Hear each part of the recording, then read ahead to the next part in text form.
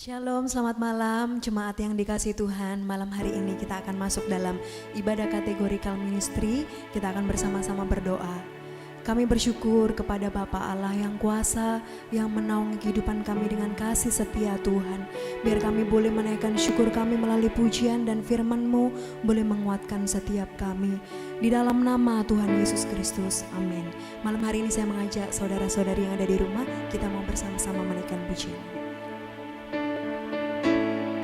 Sebab kami percaya Tuhan setia bagi hidup kami.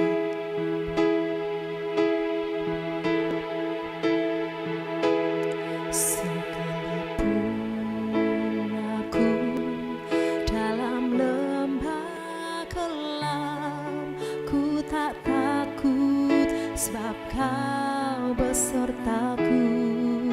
Amin. Sekalipun topan datang menerpa, ku tak gentar sebab Kau di sisiku. Mari sekali lagi katakan. Sekalipun aku dalam lembah kelam, ku tak takut sebab Kau besertaku.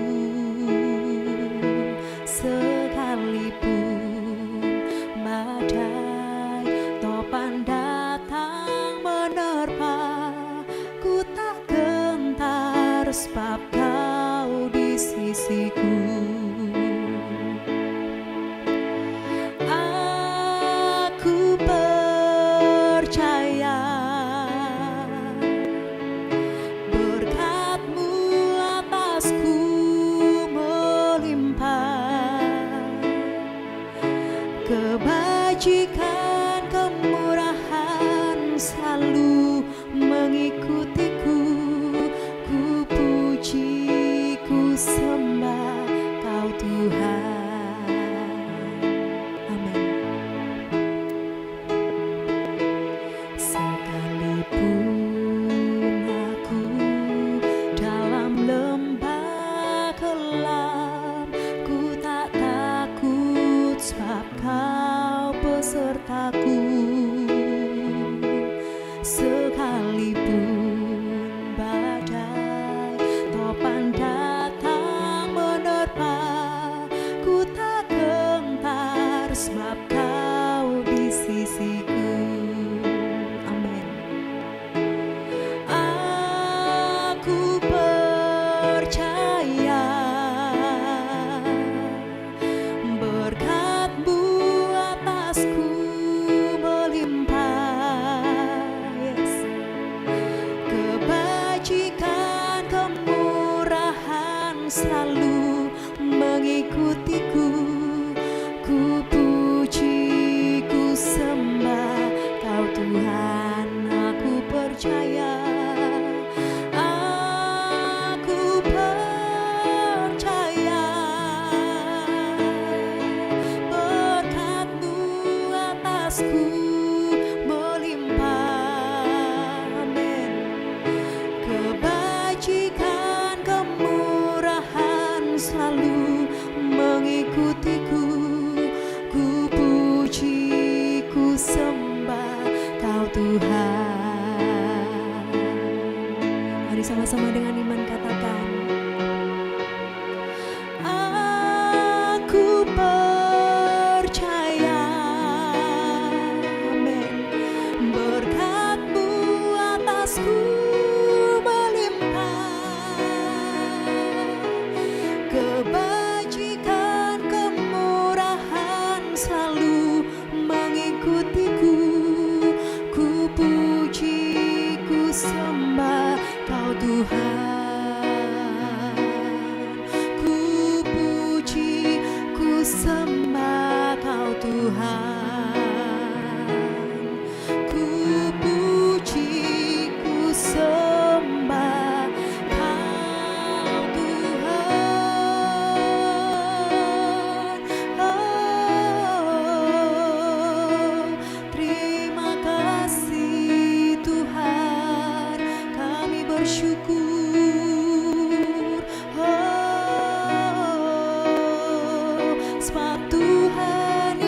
berkuasa, Kau Tuhan yang besar. Haleluya. Mari sama-sama dengan saudara yang di rumah, mari katakan dengan iman. Aku percaya, amen, berkat-Mu atasku melimpah, kebajikan, kemurahan selalu mengikutiku. Ku puji, ku sembah Kau Tuhan, kami puji. Ku puji, ku sembah Kau Tuhan.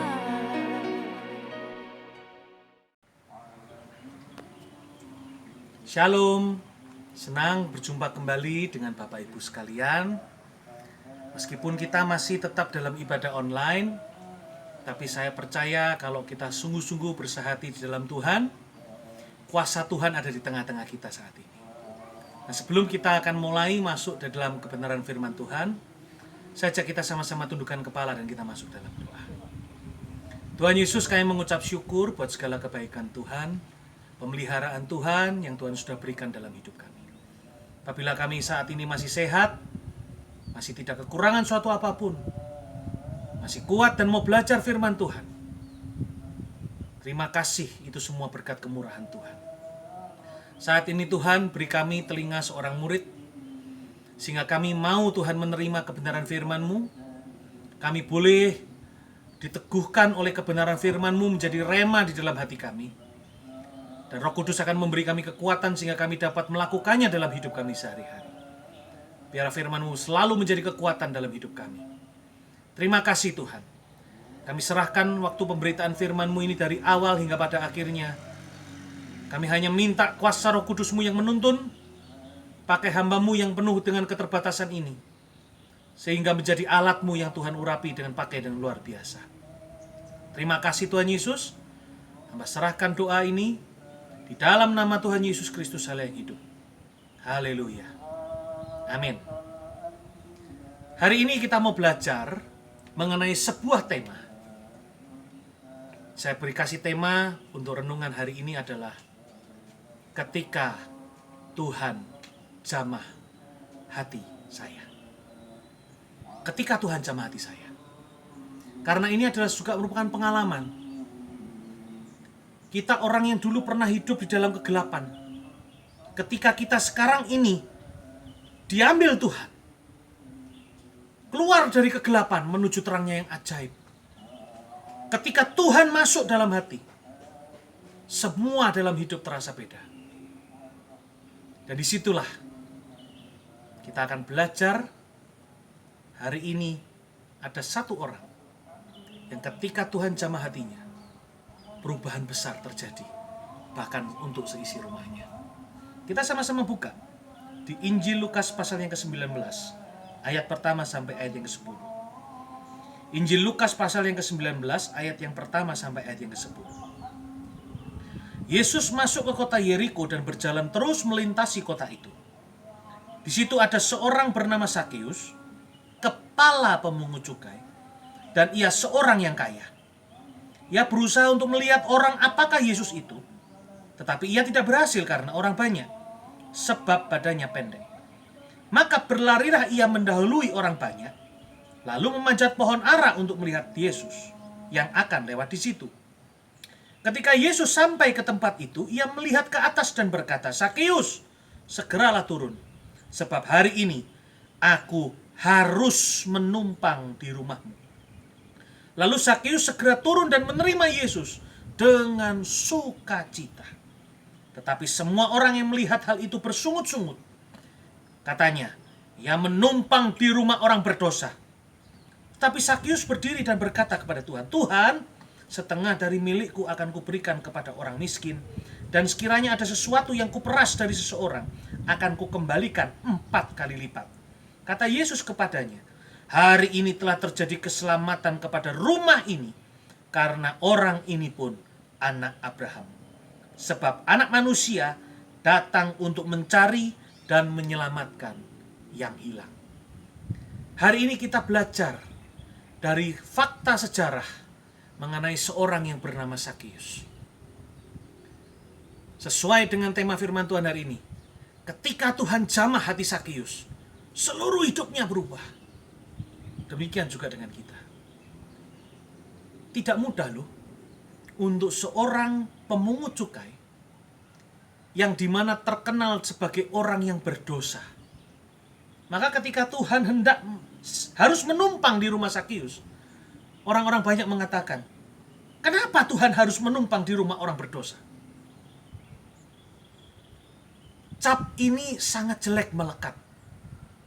Apalagi ia adalah seorang kepalanya, kepala pemungut cukai.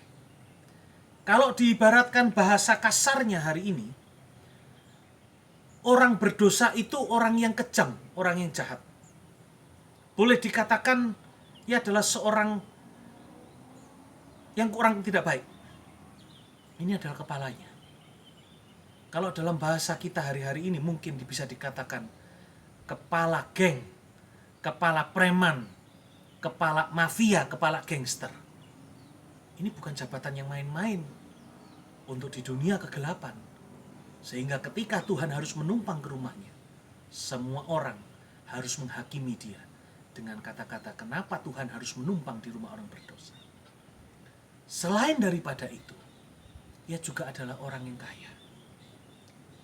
Sesungguhnya tidak mudah bagi seorang yang sudah diberkati Tuhan dengan kekayaan itu untuk bisa berubah dan mengikuti, menerima semua ajaran daripada Tuhan Yesus. Nah, apakah ini membutuhkan proses? Jelas membutuhkan proses. Karena satu-satunya hal yang tidak pernah dilakukan Tuhan, mujizat yang tidak pernah dilakukan Tuhan ketika masih melayani di dunia adalah merubah hati orang. Ketika Tuhan melihat orang sedang lumpuh, Tuhan hanya berkata, bangunlah, angkat tilammu, sekarang berjalanlah. Dan berjalanlah orang itu. Ketika Tuhan melihat orang yang buta, Tuhan katakan, melek, melihatlah. Seketika orang itu melihat. Tapi mujizat yang tidak pernah Tuhan lakukan adalah merubah hati orang. Maka tidak salah firman Tuhan ada tertulis, jagalah hatimu dengan segala kewaspadaan, karena disitulah terpancar kehidupan. Kita ini penting harus jaga hati, karena merubah hati selalu butuh proses. Tidak ada yang instan. Tapi dengan berubahnya hati, berubahlah juga pola pikirmu, berubahlah juga hidupmu. Di situ terdapat juga imanmu berada. Ketika ada iman, Yesus masuk dalam hatimu, seluruh hidupmu berubah. Saya saksikan dari hidup saya sendiri, ketika dulu saya belum sungguh-sungguh mengikuti Tuhan. Setiap hari stres bagaimana soal pekerjaan dan mencari uang. Sampai sakit jantung dan segala macamnya. Tetapi ketika Tuhan jamah hati saya izinkan Tuhan masuk dalam hati saya, seketika hidup saya berubah. Saya tidak lagi hidup memiliki pemikiran dalam kekelaman. Seketika itu juga ada damai sejahtera, ada sukacita yang masuk di dalam hati saya. Itulah efek instan ketika seseorang membuka hatinya dan mengizinkan Tuhan masuk dalam hatinya. Tuhan jamah hatinya, seketika hidupnya berubah. Ada damai sejahtera, ada sukacita. Dan ini yang uang tidak bisa membelinya. Maka di dalam bahasa Mandarin tertulis, nasi chen mai bu tao. Takaran uangmu tidak akan sanggup membeli nilai kebahagiaan dalam hatimu. Ketika Yesus masuk dalam hati, ketika damai sejahtera itu menguasai seluruh hatimu. Karena apa? Segala pikiranmu akan mulai berubah. Hidupmu akan tidak sama lagi.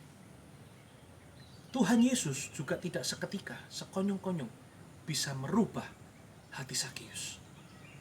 Lukas 18. Satu pasal Lukas 18. Ini adalah cara Tuhan untuk menjamah hati Sakeus. Dimulai dengan perumpamaan tentang hakim yang tak benar. Di mana di sana diceritakan oleh Tuhan dalam perumpamaan. Ada seorang janda yang minta terus-menerus dengan tidak jemu-jemu kepada hakim yang dia tahu persis kalau hakim itu adalah hakim yang lalim, yang tidak takut manusia dan tidak takut Tuhan. Tetapi karena dia adalah satu-satunya oknum yang dia bisa minta pembelaan, dia memohon tidak jemu-jemu. Dan Tuhan katakan apa? Camkan apa yang dikatakan oleh hakim itu. Jangan sampai nanti suatu saat janda ini akan menyusahkan aku karena aku tidak membela perkaranya. Bukankah Allah akan segera membenarkan orang-orang pilihannya siang malam berseru-seru kepada Tuhan. Di sanalah Tuhan juga mengajarkan mengenai berdoa dengan tidak jemu-jemu. Ini langsung mengena kepada Sakeus. Dia langsung, orang yang begitu pun kalau meminta dengan tidak jemu-jemu juga akan didengar dan dibenarkan. Loh, kok Bapak bisa ngomong begitu? Apakah tertulis kalau ketika Tuhan mengatakan perumpamaan ini ada Sakeus di sana?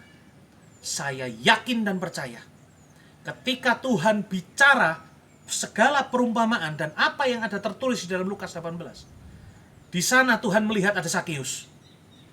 Tapi karena Sakeus ingin mendengar ajaran Tuhan dan ingin hidupnya dipulihkan, maka Tuhan pakai semua perkataan firman Tuhan ini untuk menjamah hati Sakeus. Maka Tuhan lanjutkan dengan perumpamaan tentang orang Farisi dan pungut cukai. Orang Farisi ini adalah orang yang tiap hari melayani Tuhan di bait Allah. Orang yang paham firman Tuhan. Dan apa yang terjadi? Dia pergi berdoa di setiap sudut-sudut jalan dengan suara yang keras, dengan mengatakan, aku mengucap syukur karena aku tidak seperti semua orang lain. Aku tidak merampok, aku bukan orang lalim, bukan pezina, juga bukan seperti pemungut cukai ini. Dikatakan lebih dalam lagi, aku berpuasa 2 kali seminggu, aku memberikan 1/10 dari segala penghasilanku. Apa yang terjadi dengan pemungut cukai itu? Pemungut cukai itu berdiri jauh-jauh. Bahkan ia tidak berani menengadahkan ke langit, melainkan ia memukul diri dan berkata, ya Allah, kasihanilah aku orang berdosa ini. Tuhan mengatakan, aku berkata kepadamu, orang ini, yaitu pemungut cukai, pulang ke rumahnya sebagai orang yang dibenarkan Allah. Dan orang lain itu, yaitu orang Farisi, tidak. Sebab barang siapa meninggikan diri, ia akan direndahkan. Barang siapa merendahkan diri, ia akan ditinggikan. Jelas bahwa firman dan perumpamaan ini Tuhan pakai direct, straight, langsung untuk menegur Sakeus. Karena mereka adalah sama-sama seorang pemungut cukai, orang berdosa. Dan di sanalah mulailah terbelallah mata Sakeus, mata hati Sakeus, bahwa ternyata ada jalan pengampunan. Masih belum terlambat bagi dia untuk kembali ke jalan yang benar. Dari perumpamaan ini lanjut dengan Yesus memberkati anak-anak. Tuhan mengatakan, aku berkata kepadamu, sesungguhnya barang siapa tidak menyambut kerajaan Allah seperti seorang anak kecil, ia tidak akan masuk ke dalamnya. Jadi orang yang belum tahu apa-apa, yang masih dengan ketulusan hati, yang penting modalnya tulus hati. Kalau kita tidak bisa menerima kerajaan Allah dengan tulus hati seperti seorang anak kecil, kita tidak akan bisa masuk ke dalam kerajaan surga. Firman ini membuka sekali lagi mata rohani daripada Sakeus. Ternyata belum terlambat. Dan kemudian Tuhan lanjutkan dengan orang kaya sukar masuk kerajaan Allah. Di sana diceritakan ada seorang anak muda anak masih muda, kaya raya.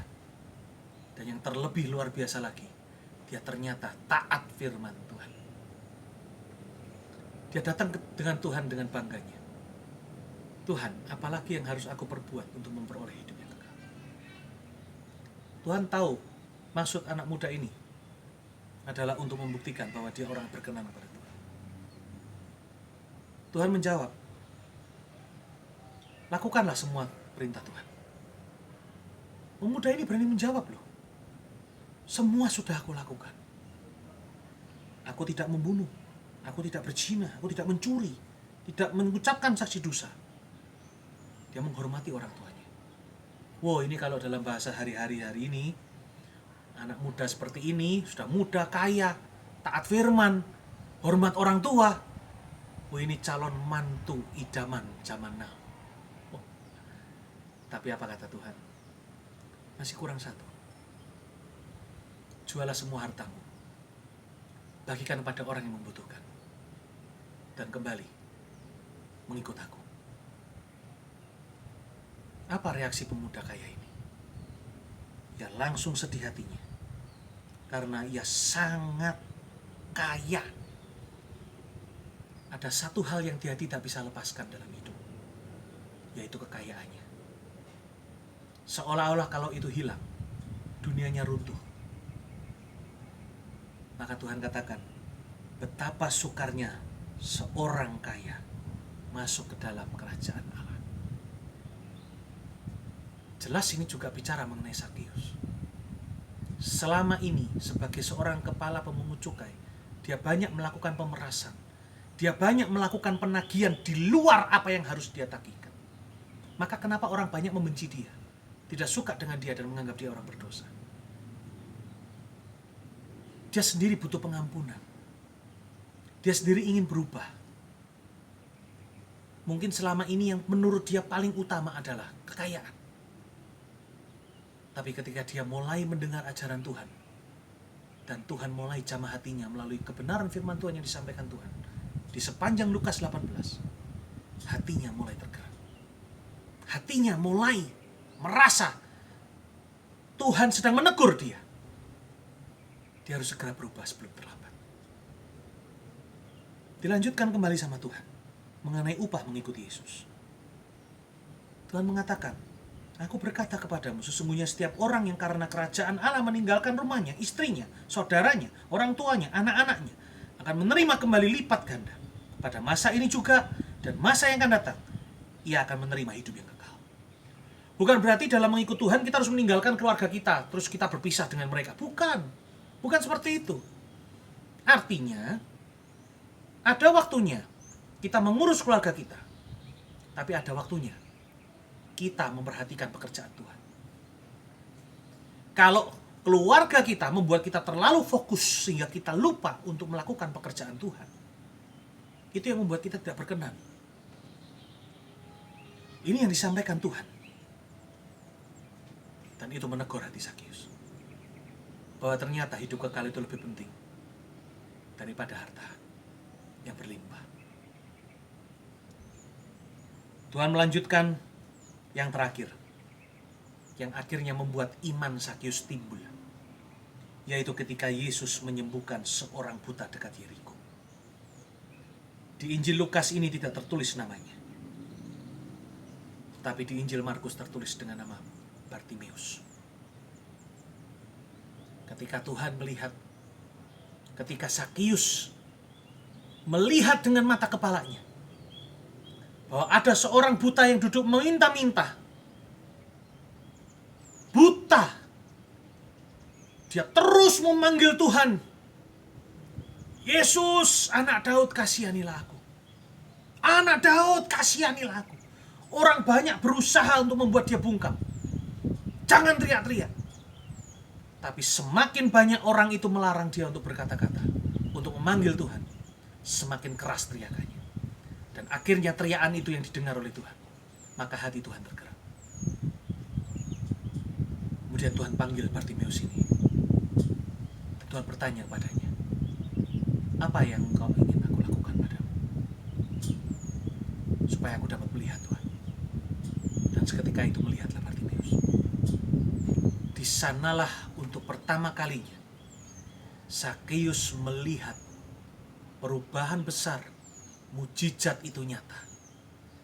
Dan ia juga bisa menjadi salah satu yang menerima mujizat tersebut. Ya, dari seorang yang berdosa menjadi seorang yang dipanggil dalam terang yang ajaib. Ada lagu di dalam bahasa Mandarin berjudul Yesu Cing Ruwosi. Di sana, di dalam teksnya, dulu kita hidup di dalam kekelaman. Harta banyak, nama besar selalu saya cari. Tapi ketika Tuhan jamah, Tuhan panggil, mendengar suara langkah kaki Tuhan, Tuhan minta kita bertobat untuk masuk dalam terangnya yang ajaib. Dan ketika kita izinkan Tuhan masuk dalam hati kita, Yesu Cing Ruwosi, semua berubah, semua jadi indah. Itu juga yang sama, yang akhirnya membulatkan tekad dari Sakeus, supaya pada hari itu, bagaimana caranya, dia harus bisa melihat Tuhan Yesus. Bagi seorang yang belum bertobat, berusaha menaiki pohon ara agar dapat melihat Tuhan Yesus, itu adalah perkara yang luar biasa. Maka Tuhan tidak pernah tinggal diam. Tuhan sangat menghargai usahanya. Sehingga akhirnya Tuhan melihat keteguhan hati Sakeus. Maka Tuhan memanggil Sakeus, walaupun dia di atas pohon ara. Hai Sakeus, turunlah. Sebab hari ini aku harus menumpang di rumah. Banyak anak Tuhan yang ingin dalam hidupnya, sudahlah Tuhan, gini aja cukup. Doa ya gini aja cukup, pelayanan gini aja cukup Tuhan. Sudah, dia lupa dengan memperdulikan banyak hal yang lebih penting daripada itu. Tapi tidak dengan Sakeus. Dia bahkan sampai memanjat pohon ara hanya demi dapat melihat Yesus. Pertanyaan saya untuk kita semua hari ini, kalau Sakeus sudah menaiki pohon aranya, di mana pohon ara kita? Apakah kita juga sudah menaiki pohon ara seperti Sakeus? Berusaha sedapat mungkin untuk bisa mendapat perkenanan Tuhan, supaya Tuhan harus singgah, mampir, bermalam di rumah kita. Jangan jadi anak-anak yang gampang. Tuhan selalu menghargai usaha keras kita, walaupun tidak ada orang tahu. Bahkan tidak ada orang yang memperhatikan Sakeus naik pohon ara. Tuhan selalu peduli dengan orang yang sungguh-sungguh mencari Tuhan. Arahkan hatimu pada Tuhan. Naikilah pohon aramu, seberapa beratnya dan seberapa tingginya pohon ara itu, sampai Tuhan berkenan dan Tuhan mengatakan, hari ini aku harus mampir dan singgah di rumah. Kita berkenan di hadapan Tuhan. Dan kemudian, sesuai dengan kebenaran firman Tuhan, di Yakobus 2 ayat 20-22, iman tanpa perbuatan adalah iman yang kosong. Ini dibuktikan 100% oleh Sakeus. Ketika Tuhan masuk dalam hati kita, Tuhan jamah hati kita berubah, harus ada tindakan konkret, harus ada perubahan yang tampak secara langsung. Pertama, perubahan sikap, kedua, perubahan pola pikir, ketiga, perilaku kita juga pasti akan berubah. Iman tanpa perbuatan adalah iman yang kosong. Dan sesungguhnya yang tertulis di Lukas 19 ini, itu ditulis lagi di Yakobus 2 ayat 20-22. Bukankah Abraham bapa kita dibenarkan karena perbuatan-perbuatannya ketika ia mempersembahkan Ishak anaknya di atas mezbah? Dan bukankah Tuhan juga mengatakan bahwa orang ini dan sekeluarganya juga adalah anak Abraham? Karena apa? Karena ia melakukan semuanya ini dengan perbuatan yang nyata. Iman tanpa perbuatan adalah iman yang kosong. Dan dikatakan, kamu lihat bahwa iman bekerja sama dengan perbuatan-perbuatan. Dan oleh perbuatan-perbuatan itu, iman menjadi sempurna. Sama seperti setiap kita. Kita harus bisa menunjukkan ada perubahan di dalam tindakan kita, cara pikir kita, perilaku kita. Itu semua terpancar. Apa yang dilakukan oleh Sakeus? Ya, begitu orang semua bersungut-sungut dan menghakimi dia, dia langsung melakukan tindakan yang nyata. Tuhan, setengah dari milikku. Orang Farisi tadi gembar-gembor dengan doa, aku kembalikan 1/10. Tetapi Sakeus mengatakan, setengah dari milikku akan kuberikan kepada orang miskin. Bukan 1/10 lagi, 50%. Separuh dia berikan kepada orang miskin. Sekiranya ada sesuatu yang kuperas dari seseorang, akan kukembalikan 4 kali lipat. Ini adalah iman disertai dengan tindakan yang nyata. Maka Tuhan mengatakan, hari ini telah terjadi keselamatan kepada rumah ini, karena orang ini pun anak Abraham. Sebab anak manusia datang untuk mencari dan menyelamatkan yang hilang. Apabila hari ini firman Tuhan ini menjadi rema di dalam hatimu, jangan tunda-tunda. Izinkan Tuhan menjamah hatimu. Izinkan Tuhan masuk hatimu. Seluruh hidupmu akan berubah. Firman Tuhan tidak mencatat lagi mengenai Sakeus. Tetapi saya yakin dan percaya, sesudah Lukas 19 ayat 1-10, Matius menjadi murid Tuhan Yesus. Dan ia menjadi pelaku firman. Itu juga bukan lebih indah daripada kita memiliki semua, tapi jiwa kita binasa. Kita belajar seperti Sakeus. Ketika Tuhan jamah hati kita, kita tidak melawan, kita tidak keraskan hati, tapi kita buka hati kita untuk membiarkan dan menerima Tuhan masuk di dalam hati kita. Seketika hidup kita akan berubah, dan hidup kita akan dipakai menjadi alatnya Tuhan bagi kemuliaan nama Tuhan. Nah, sesungguhnya yang berbahagia adalah setiap kita yang mau menerima firman Tuhan, yang mau menyimpannya di dalam tanah hati yang baik, yang mau merenungkannya siang dan malam, tetapi harus berani melakukan dalam hidup sehari-hari. Tuhan Yesus memberkati. Saja kita dulukan kepala dan kita masuk dalam doa. Tuhan Yesus, kami mengucap syukur buat firman yang Tuhan sudah sampaikan. Biarlah firman ini boleh menjadi rema di dalam hati kami. Ketika Tuhan Yesus jamah hati kami akan meresponnya. Kami akan membiarkan dan membuka hati kami supaya Tuhan masuk dalam hidup kami. Dan perbuatan-perbuatan kami, apa yang keluar dari hidup kami, juga pasti akan berubah. Karena iman tanpa perbuatan adalah iman yang kosong. Tidak berarti apa-apa. Dan itu dimulai sejak Tuhan jamah hati kami. Dan kami izinkan Tuhan masuk di dalam hati kami. Saat ini Tuhan, hamba-Mu selesai berbicara. Tapi hamba yakin dan percaya Roh Kudus selalu bekerja. Mengingatkan kebenaran firman Tuhan ini. Menjamah setiap hati seluruh jemaat yang mendengarkan firman Tuhan ini. Sehingga tidak ada satupun yang memiliki iman yang kosong. Tapi semuanya memiliki iman yang benar di hadapan Tuhan. Melalui perbuatan-perbuatannya. Apabila Sakeus bisa, kami pun juga bisa. Terima kasih Tuhan Yesus. Berkati setiap jemaat-Mu. Hamba berdoa bagi jemaat-Mu yang sedang sakit. Biarlah Tuhan jamah dan sembuhkan demi nama Tuhan Yesus. Yang sedang berkekurangan, Tuhan beri kecukupan. Yang sedang berduka cita, Tuhan beri penghiburan. Yang sedang mengalami masalah yang tidak kelihatan jalan keluarnya, Tuhan bukakan pintu jalan keluarnya satu persatu. Sehingga setiap kami boleh berkemenangan di dalam Tuhan. Berkati setiap kami dengan berkat kesehatan daripada Tuhan. Berkati kami dengan berkat damai sejahtera daripada Tuhan. Dan biarlah kami boleh hidup untuk menyenangkan hati Tuhan. Dan Tuhan selalu tinggal di dalam hati kami.